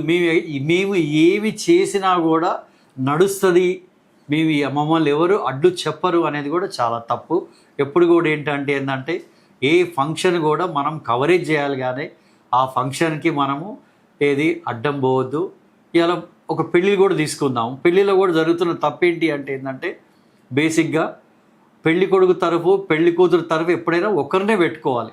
అట్లా ఒకరిని పెట్టుకోకుండా ఇద్దరిని పెట్టుకున్నందుకు కూడా ఒక ప్రాబ్లం ఏమి వస్తుంది అంటే ఏంటంటే సంఖ్య పెరిగిపోతుంది. అక్కడ కూడా ఏంటంటే ఫోటోగ్రాఫరు అయ్యో నేను పక్కకు పోతే నాకు మళ్ళీ యాంగిల్ దొరకదని వాడు అక్కడే నిలబడి ఉంటాడు. బేసిక్గా మన తెలుగు పెళ్ళి కూడా ఒక కాంప్లికేట్ అంటే మధ్యలో పరదా ఉంటుంది, యువతల సైడ్ అబ్బాయి అడుదిగ్గురు కూర్చుంటాడు, అటు వాళ్ళు పేరెంట్స్ ఇటు కూర్చుంటారు, ఆ తర్వాత ఇద్దరు ఆ పరదా పట్టుకునేటోళ్ళు అయ్యగారులు, మళ్ళీ ఈ సెల్ ఫోన్లతో ఫోటో తీసేటోళ్ళు, ఇట్లా ఎన్నో రకాల ప్రాబ్లమ్స్ నుంచి మేము వర్క్ చేయాలి. కాకపోతే ఏంటంటే ఇక్కడ కూడా ఫోటోగ్రాఫర్లు కూడా ఈ మధ్యలో ఏంటంటే ఈ సోషల్ మీడియా ఎక్కువైపోయి మళ్ళీ చేయించడం సెరమనీ, అది మాత్రం సాధ్యమైనంత వరకు చేయొద్దు. ఎప్పుడు కూడా ఏంటంటే అయ్యగారిని ఇబ్బంది పెట్టొద్దు. నా సిన్సియర్ అడ్వైజ్ ఏంటంటే మేము కూడా ఇప్పుడు కూడా వెడ్డింగ్స్ చేస్తాము, ఫంక్షన్స్ పోతాము, పోగానే ముందు మేము అయ్యగారికి సరెండర్ అవుతాం, అయ్యగారిని క్షమించమని కోరుతాం, అయ్యగారిని రిక్వెస్ట్ చేస్తాము, ఆ తర్వాత ఏదైనా ఉంటే చెప్పమని చెప్తాము. అది ఇంపార్టెంట్. ఎందుకు అంటే సింపుల్, అక్కడ అయ్యగారు ఈజ్ ద ఇంపార్టెంట్ పర్సన్, ఆయన ఎగ్జిక్యూట్ చేయాలి. కాబట్టి సెరమనీని మనం ఎప్పుడు కూడా డిస్టర్బ్ చేయొద్దు. ఇన్ ద నేమ్ ఆఫ్ ఇలా ఒక మేబీ ఫోటో అనేది ఒక ఇంపార్టెంట్ టూలే, కానీ ఫోటోగ్రఫీ గురించి సెరమనీ అయితలేదు. సెరమనీని మనం డాక్యుమెంటేషన్ చేస్తున్నాం. ఆ ఇష్యూ మనం ఎక్కడ కూడా గుర్తుపెట్టుకొని ఎప్పుడు కూడా ఈవెన్ ఫంక్షన్స్లో కూడా చేయొద్దు. ఇక్కడ కూడా ఏం జరుగుతుంది అంటే ఏంటంటే కొంతమంది ఫోటోగ్రాఫర్స్ ఉంటారు పాపం, వాళ్ళ దగ్గర సరైన ఎక్విప్మెంట్ ఉండదు, సరైన ట్రైనింగ్ ఉండదు, అప్పుడు కూడా ఇట్లాంటి ప్రాబ్లమ్స్ వస్తాయి అన్నమాట. ఇప్పుడు ఇంకో విషయం, సామాజిక మాధ్యమాలు బాగా పెరిగాక చాలామంది ప్రీ వెడ్ షూట్ లేదా కొన్ని పాటలకు కొరియోగ్రాఫర్ను పెట్టుకుని లొకేషన్స్ సినిమా వాళ్ళ షూటింగ్కి ఎట్లాగైతే పే చేస్తారో అలా రెంట్లు పే చేసి అక్కడ 4-5 పాటలు, ఆ పాటలను ఆ రోజు రిసెప్షన్లోనో పెళ్లిలోనో ఎల్ఈడి స్క్రీన్లో వేయడం, ఇదంతా కూడా. కానీ ఇది ఒక మధురానుభూతి, ఆనందం, ఆహ్లాదం అన్న స్థాయి దాటిపోయి వెర్రితలలు వేస్తున్నవి చాలా చూస్తున్నాం మనం. పైకి వెళ్ళి పైనుంచి ఇలా తామర దాంట్లో దిగితే అంటే అది ఇట్లా ఊడిపోయింది, కింద పడి పెళ్లి కూతురు చనిపోయింది. గుజరాత్లో ఒకటి జరిగింది. ఆ తర్వాత బురదలో కాంతారా సినిమా వచ్చింది, బురదలో ఏదో పెళ్లి కూతురు పెళ్లి కొడుకు వస్తే అని అంటే పాపం ఆ పెళ్లి కొడుకు కడుపులోకి పశువుల కొమ్ములు గుచ్చుకుని వాడు పాపం బెడ్ మీద ఉన్నాడు. ఇవి లాస్ట్కు ఫోటోలు వీడియోలు సోషల్ మీడియాలో పోస్ట్ చేయడానికి అని చెప్పి పెళ్లి కంటే ముందే ఇట్లాంటివన్నీ జరుగుతున్నాయి. ఇది ఎట్లా అంటే ఒకటి ఇప్పుడు ఏంటంటే ఇక్కడ 2-3 రకాలుగా చూడొచ్చు. మనకి వెస్టర్న్ ఇన్ఫ్లుయెన్స్ మన దగ్గర కూడా ఎక్కువైపోయింది. అంతకు ముందు లెక్క కాదు, ఇది ఒకప్పటి ఇది కాదు. ఎన్ని మాట్లాడినా సోషల్ మీడియా కాంటెంట్కి వాళ్ళకి కావాల్సినంత ఇది పిక్చర్స్ ఇవన్నీ కావాలి. ఎప్పుడో ఒకప్పుడు ఏంటంటే మేము ఎర్లీ మా ఫోటోగ్రఫీ కెరీర్లో అమెరికాలో ఫోటో సెషన్స్ చేస్తుండే. ఇవాళ సేమ్ అయ్యే ఫోటో సెషన్స్ మన దగ్గర కూడా వచ్చింది. ఏది వచ్చినా కూడా ఏంటంటే అది వేలం వెర్రి లెక్క లేకుండా ఒక లిమిటేషన్ లోపట ఏదైతే వాళ్ళ ఇద్దరి మధ్య లోపట ఒక ఇంటిమసీని చూపించాలనుకుంటున్నామో దానికి కూడా ఒక లిమిట్ పెట్టుకొని ఆ లిమిట్ మందము చేయడం అన్నది చాలా ఇంపార్టెంట్ ఆస్పెక్ట్. అందులో ఒక సక్సెస్ఫుల్ ఫోటోగ్రాఫర్గా నా ఇంట్రెస్ట్ ఏంది ఒక ప్రీ వెడ్డింగ్ షూట్లో అంటే ఏంటంటే మాకు వెడ్డింగ్లో వాళ్ళు ప్రాపర్గా సహకరించాలి, వెడ్డింగ్లో వాళ్ళకి మాకు ఒక బాండ్ పెరగాలి అని అనుకుంటే ఆ బాండ్ని మేమేంటంటే ప్రీ వెడ్డింగ్ షూట్లో క్రియేట్ చేసుకుంటాం. వింటుందా? అప్పుడు ఏమైంది, ఆ ప్రీ వెడ్డింగ్ షూట్ పిక్చర్స్ కూడా మాకు ఇవాళ కొత్తగా ఇప్పుడు ఇలా ఫోటోగ్రఫీ ఫేస్ కూడా మారిపోయింది. ఫోటోగ్రఫీ ఫేస్ ఏంటి, ఒకటి డాక్యుమెంటేషన్ అంటే సెరమోనియల్ పార్ట్ని డాక్యుమెంటేషన్ చేయడము ఒక ఆస్పెక్టు, క్రియేటివ్ పార్ట్ ఒక ఆస్పెక్టు. ఇవాళ ఏంటంటే మా దీంట్లోపట క్యాండిడ్ ఫోటోగ్రఫీ ఇవాళ so called whatever they are saying, the candid photography is not mere candid photography.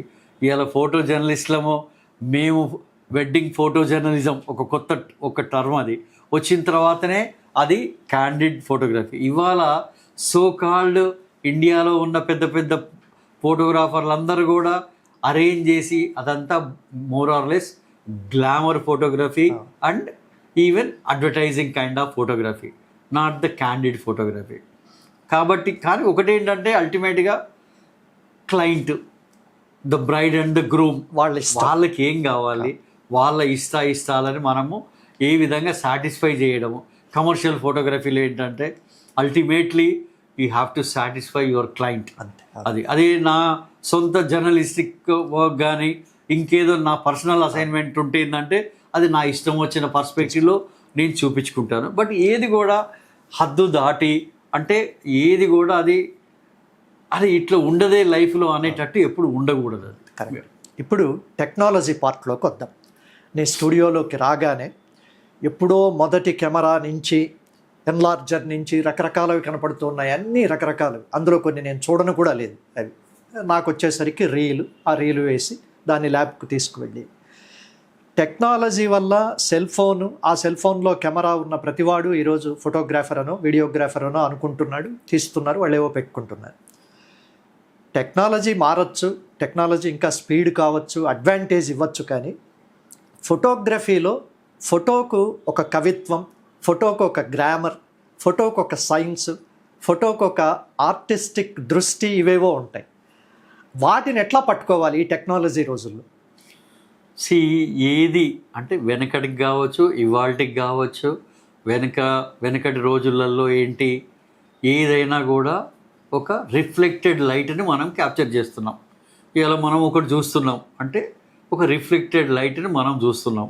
లేకపోతే ఒకదాన్ని ఏదైనా అప్పుడు ఇప్పుడు రెండు కూడా ఒకటే, కాకపోతే ఇప్పుడు చాలా ఈజీ అయిపోయింది. వెనకటికి డార్క్ రూమ్లోకి పోయి ప్రింట్ వేసేదాకా ఏం చేసినాం అనేది మనకి తెలియదు. ఏది ఉన్నా లేకున్నా కూడా ఇక్కడ ఇంపార్టెంట్ ఆస్పెక్ట్ ఏంటి అంటే ఏంటంటే ఈ ఫోటోగ్రాఫర్కి ఆ నాలెడ్జ్ ఉండాలి. ఏం నాలెడ్జ్ ఉండాలి అంటే ఏంటంటే ఇవాళ ఒక పెయింటింగ్ ఉంది. ఒక పెయింటింగ్లో ఆర్ ఒక ఫోటోగ్రాఫ్లో నువ్వు ఏం చూడగలవు నువ్వు అంటే ఇక్కడ ఏం చూస్తావు అంటే నువ్వు నీకు ఏదైతే నాలెడ్జ్ ఉందో అంతే చూస్తావు. బియాండ్ నువ్వేమి చూడలేవు అందులోపట. నీకు అది పిచ్చిగానే కనపడుతుంది. నీకు అది అంటే నీకు అంతవరకే తెలుసు, బియాండ్ నువ్వు చూడలేవు. బియాండ్ చూడాలి అని అనుకుంటే ఏంటంటే విజువల్గా నీకు అంత నాలెడ్జ్ ఉండాలి.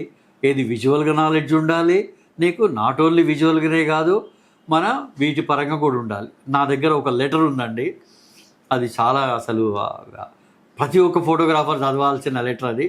ఆ లెటర్ ఏంటి అంటే ఏంటంటే మన కే ప్రభాకర్ అని ఒక గొప్ప ఫోటోగ్రాఫరు, మా మిత్రుడు ఇప్పుడు లేడు, ఆయన మా గురువు లాంటి ప్రభాకర్ గారు, ఆయన చనిపోయాడు ఇప్పుడు. ఆయన నేషనల్ జియోగ్రఫీ చీఫ్కి ఒక లెటర్ రాశాడు. ఏం రాశాడంటే ఏంటంటే నేను ఇలా నేషనల్ జియోగ్రఫీకి నేను కంట్రిబ్యూట్ చేయదలుచుకుంటున్నా అని చెప్పి ఒక లెటర్ రాశాడు.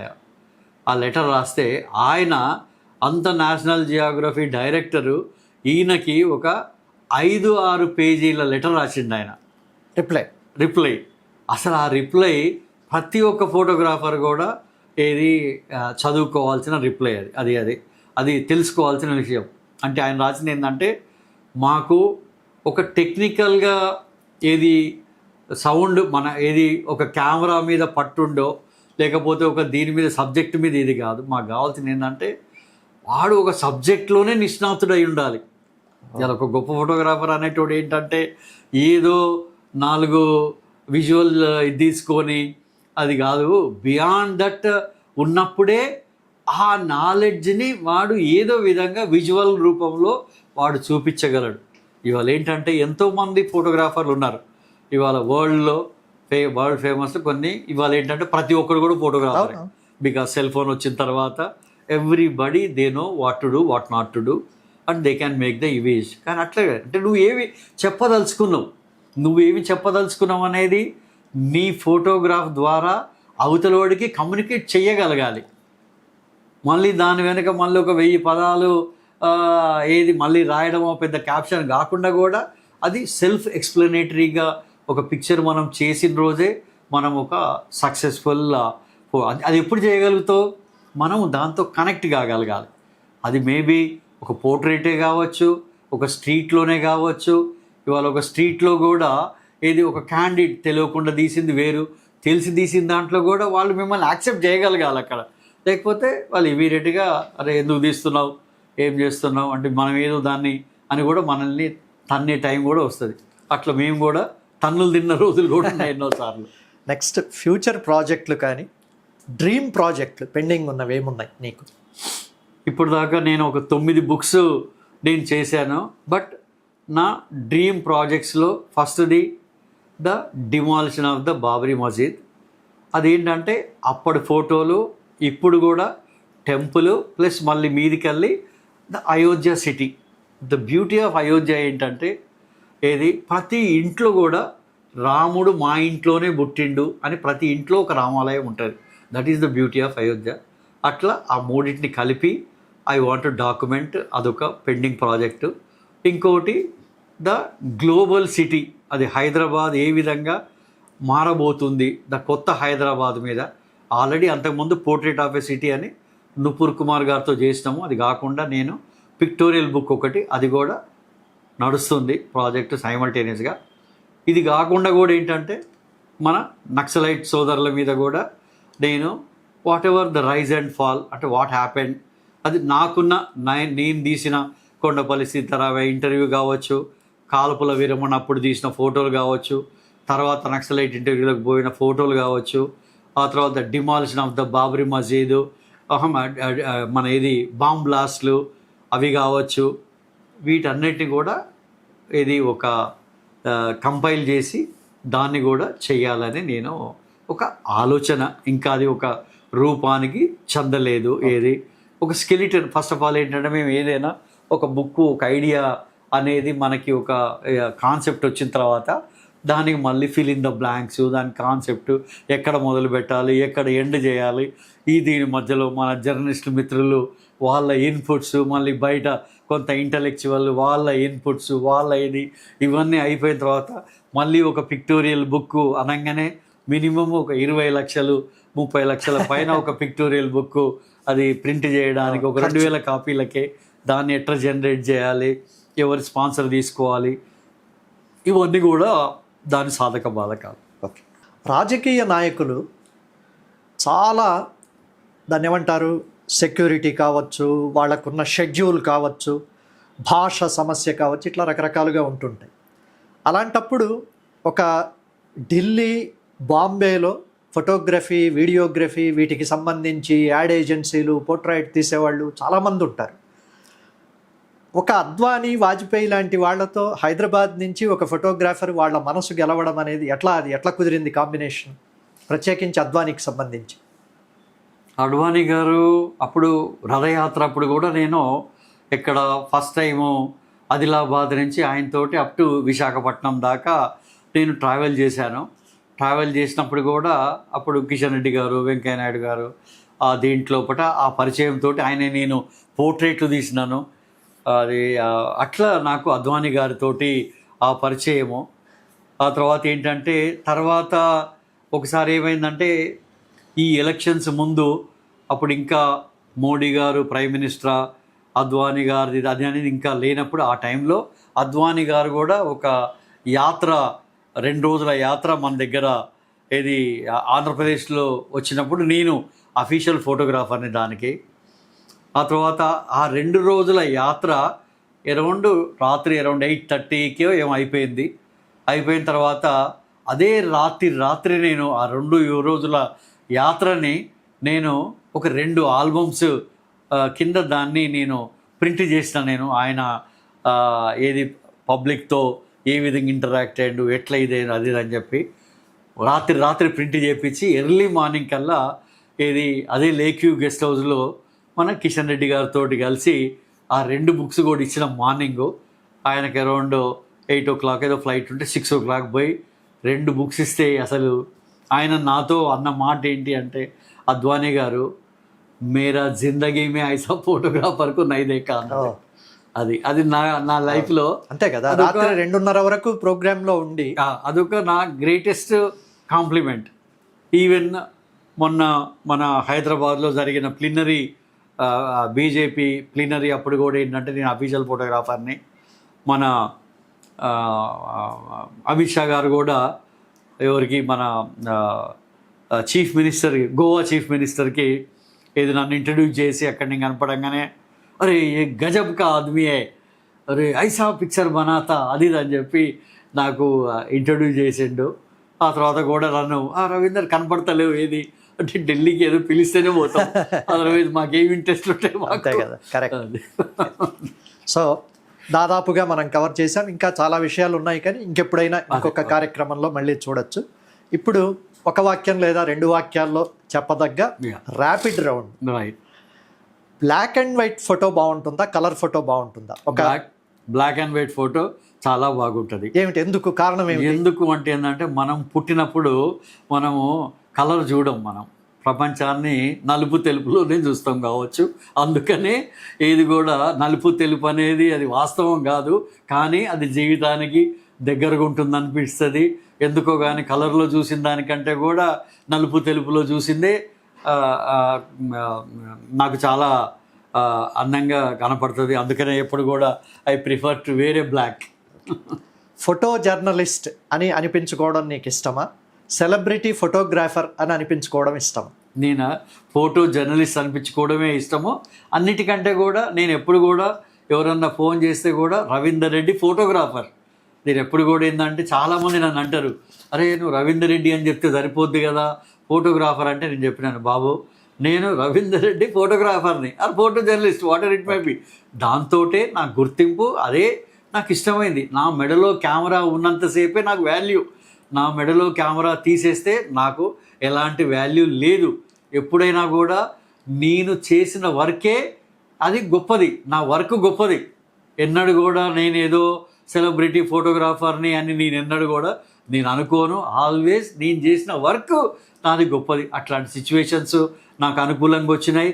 ఈవెన్ ఈ డోంట్ బిలీవ్, ఇది అమెరికా టవర్లు కూలిపోయినప్పుడు కూడా నేను అక్కడే ఉన్నా. నేను ఏది ఒక వెడ్డింగ్కి పోయి తర్వాత నేను ఎంతో ప్రయత్నం చేసి అక్కడికి వెళ్తే ఏంటంటే కరెక్ట్గా 15వ తారీఖు 11th అయిపోతే నేను 15th I could reach Boston to మళ్ళీ న్యూయార్క్ అనమాట. అక్కడ కూడా కొన్ని ఫోటోలు తీశాను నేను. న్యాచురల్ లైట్ బాగుంటుందా లేకపోతే అరేంజ్ చేసుకున్న లైట్లు మీకు అవసరమా? ఫోటోగ్రాఫర్గా ఏ ఆప్షన్ నీకు ఇష్టం? ఎప్పుడైనా కూడా న్యాచురల్ లైటే. కాకపోతే న్యాచురల్ లైటు ఏది ప్రతి టైంలో కూడా అవైలబుల్ ఉండదు. But number 1 is natural light. ఒకవేళ ఫోటోగ్రాఫర్ కాకపోయి ఉంటే రవీందర్ రెడ్డి ఏమయ్యేవాడు? నేను ఒక ఎల్ఐసి డెవలప్మెంట్ ఆఫీసర్ అయ్యేటోడిని. ఎందుకు అంటే ఏంటంటే నాకు ఆల్రెడీ అందులో అప్పుడు ఒక జాబ్ కూడా ఇది ఉండే. But you never know my ఏది నాది అని నేను చెప్పలేను నేను. బట్ ఏంటంటే అది ఫోటోగ్రాఫరు రాసి పెట్టుంది, అట్లా నేను చేస్తున్నాను. లైఫ్ టైం కూడా చేస్తూనే ఉంటాను. నువ్వు తీసిన లక్షల ఫోటోల్లో మోస్ట్ ఫోటోజెనిక్ ఫోటో లేదా పర్సన్ ఏది? మోస్ట్ ఫోటోజెనిక్ పర్సన్ ఎవరు అంటే ఒక్కరిని నేను ఇట్లా అని చెప్పలేను.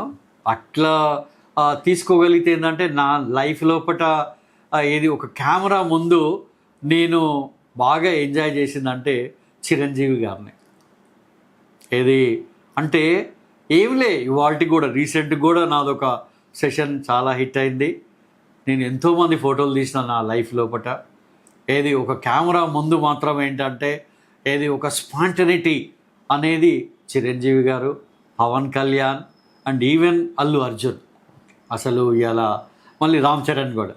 అంటే వాళ్ళు ఏంటంటే అసలు కెమెరా ముందు ఏమి మనలేదు, మీరు రెడీగా ఉంటే చాలు వాళ్ళు అట్లా మూవ్ అవుతారు దాని ముందు.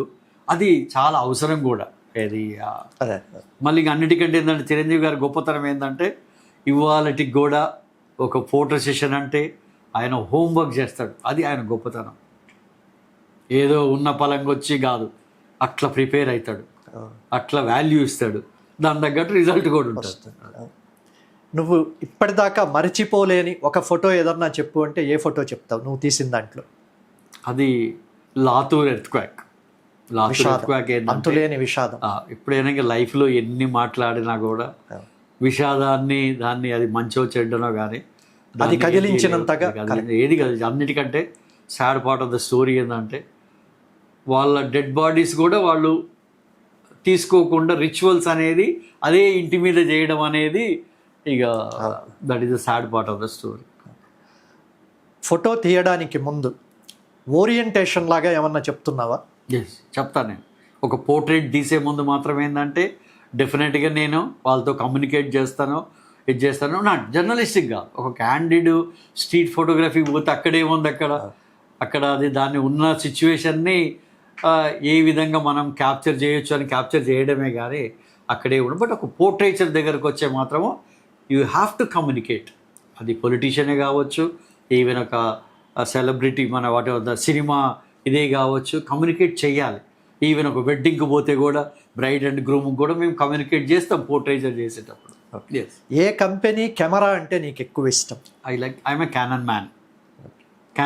క్యానన్ ఈజ్ మై ఇది. నా దగ్గర అట్లా ఎన్నో రకాల క్యానన్ కెమెరాలు నేను ఎక్కువ వాడిన. బట్ నా దగ్గర ఒక 350 రకాల కెమెరాలు ఉన్నాయి కలెక్షన్.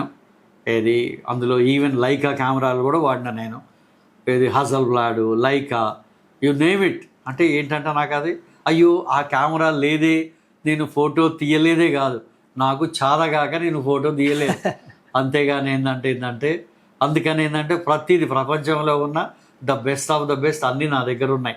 అంటే నాకు ఆ ఫీలింగ్ ఉండొద్దు, ఏదైనా ఒకటి అది తీయలేదు అంటే నాకు అది చాదగాక నేను తీయలేదు. అంతేగాని ఆ లెన్స్ లేదు, ఆ ఇది లేదు అనేది అది ఐ షుడ్ నాట్ హ్యావ్. నీ ఫోటోలకు లోకల్ నుంచి వచ్చిన కాంప్లిమెంట్స్లో బెస్ట్ కాంప్లిమెంట్ ఏది?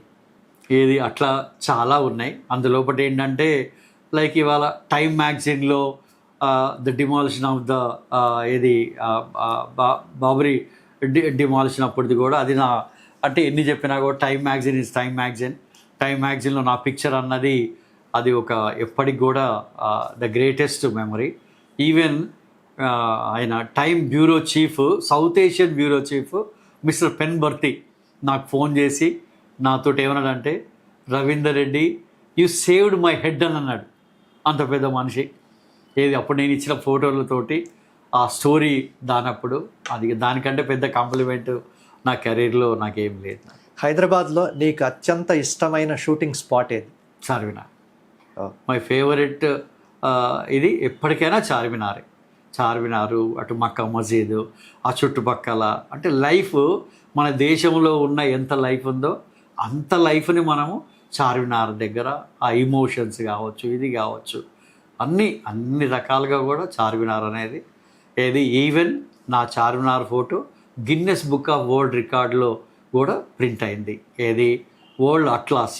ఆ అట్లాస్ కాస్ట్, దాని size 9 feet by 6 feet atlas, earth millennium.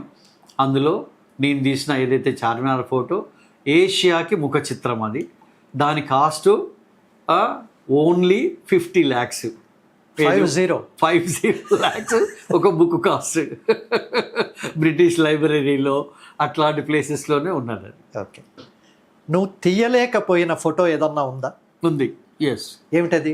నేను తీయలేకపోయిన నా జీవితంలో ఫోటో ఎప్పటికీ అదొక రిగ్రెట్ నాకు. అది ఏంటంటే ఇలా అక్కడ బాబ్రీ మసీద్ డిమాలిషన్ ఆ టైంలో అంత గొడవ అంత జరిగినప్పుడు నేను లోపలికి పోగైనా, ధైర్యంగా ఫోటోలు తీయగలిగినా, లోపలికి పోయినాను. లాస్ట్కి ఒకడు నా దవడ మీద పెట్టి గట్టి కొట్టాడు. అదే నా లాస్ట్ ఫోటో. నా పిక్చర్లో కూడా ఆ చెయ్యి ఉంటుంది.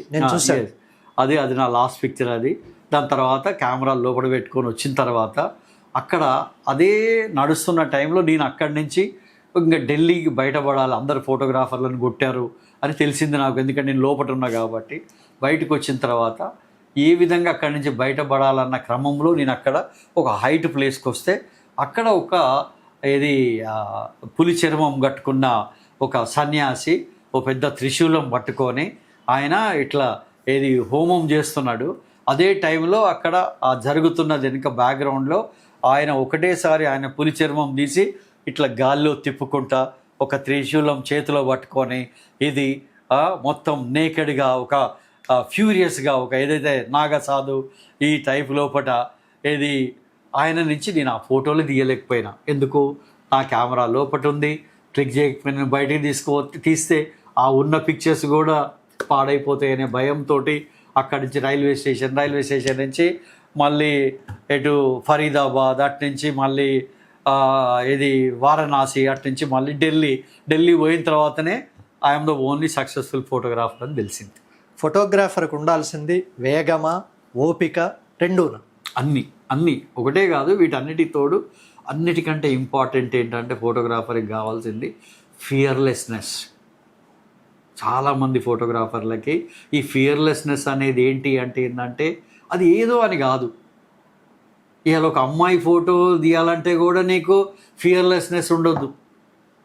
వింటున్నా, చాలాసార్లు మనకు ఒక బిడియం ఉంటుంది. ఎటున్నా ఒక లీడర్ ఫోటో తీయాలంటే కూడా నీకు ధైర్యం ఉండదు. తీయాలంటే అడగాలంటే ఇది ఉండదు. అందుకని వాడు ఏ రోజు కూడా ఒక సక్సెస్ఫుల్ పిక్చర్ తీయలేడు. ఒక సక్సెస్ఫుల్ పిక్చర్ తీయాలి అంటే ఏంటంటే అది. బట్ దానికి తగ్గట్టుగా నీకు నాలెడ్జ్ కావాలి, కెమెరా గేర్ కావాలి, ఆ తర్వాత ఏంటంటే నువ్వేం చేస్తున్నావో నీకు తెలియాలి, అది ఎంతవరకు అవసరమో అనేది కూడా ఇంపార్టెంట్. లేకపోతే ఏంటంటే ఏ రోజు కూడా ఇలా ఒక అసైన్మెంట్కి పోతే అసలు ఇంకా ఎండే ఉండదు అందులోపట. అక్కడ ఎక్కడ మొదలు పెట్టాలి, ఏం అవసరమో, ఎంతవరకు క్యాప్చర్ చేయాలి, ఎక్కడ ఆపాలి అన్నది కూడా కావాలి. థ్యాంక్ యూ అన్న. మీ విలువైన సమయాన్ని కేటాయించి దాదాపు 35 ఏళ్ల జర్నీ, కొన్ని లక్షల ఫోటోలు, కొన్ని వేల అనుభవాలు, కొన్ని వందల ప్రపంచం మరచిపోలేని అనుభవాలకు సాక్ష్యాలైన ఫోటోలు, వాటి వెనకాల ఉన్న చరిత్ర, ఇవన్నీ మాట్లాడే అవకాశం ఇచ్చారు. ఇది ఈరోజు ధాత్రి టీవీ తెలుగు అడ్డా కార్యక్రమంలో రవీందర్ రెడ్డి మనతో పంచుకున్న ఫోటోగ్రఫీ ప్రపంచం. మరో విశిష్టమైన అతిథితో ఇంకో ఎపిసోడ్లో కలుద్దాం. అంతవరకు సెలవు. నమస్కారం.